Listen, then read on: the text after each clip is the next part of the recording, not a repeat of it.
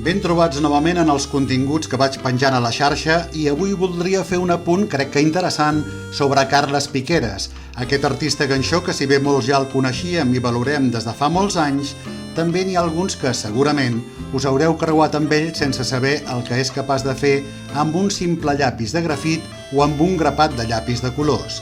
I és que la seva gran modèstia és proporcionalment comparable al seu contrastat talent.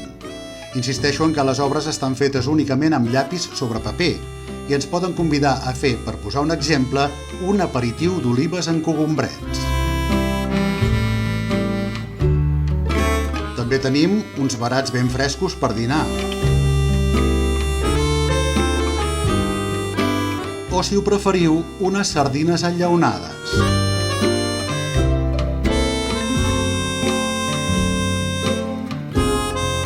També unes arengades envasades al buit.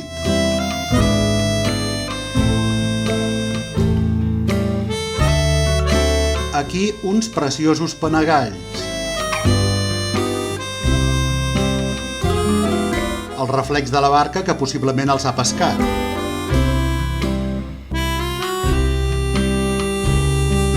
També podem contemplar els còdols d'alguna de les nostres cales. O bé una troca d'estris, xarxes i cordatges que el mar ha retornat a la platja. També ens convida a caminar per un carrer de Nova York.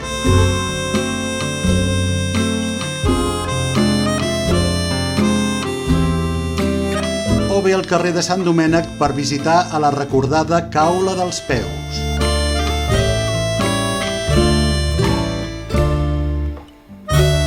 O a Isidre Ribera, el barber del Puig, en una de les 55 obres que el 2020 l'artista va cedir al Museu d'Història de la ciutat. Però el motiu principal d'aquest vídeo també és recuperar la col·lecció que va anomenar Serrans i Jorioles, 21 retrats guixolencs dibuixats amb un simple llapis de grafit i que va exposar al monestir l'any 2012, entre els quals m'hi va incloure, i que es va acompanyar d'un llibre amb textos de Joaquim Pijoan. A la presentació, en Narcís Comadira.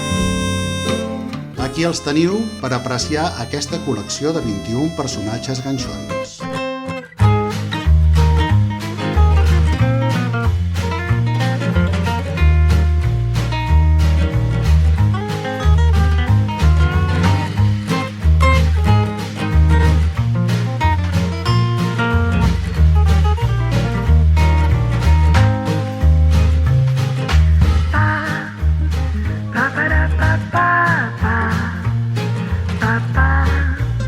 Ba-ba-da-ba-ba.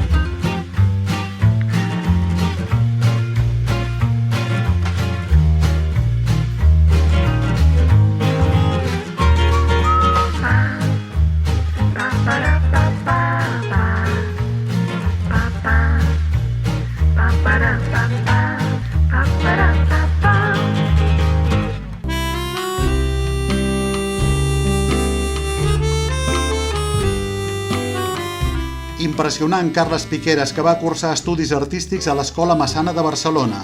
Començà la seva carrera a principis dels anys 80 amb un seguit d'exposicions individuals i col·lectives a galeries, museus i sales d'art de Sant Feliu de Guíxols, Girona, Banyoles, Santa Cristina, Tossa, Arenys, Blanes, Salt, Palamós, Terrassa, Barcelona, Andorra i Alemanya, entre altres.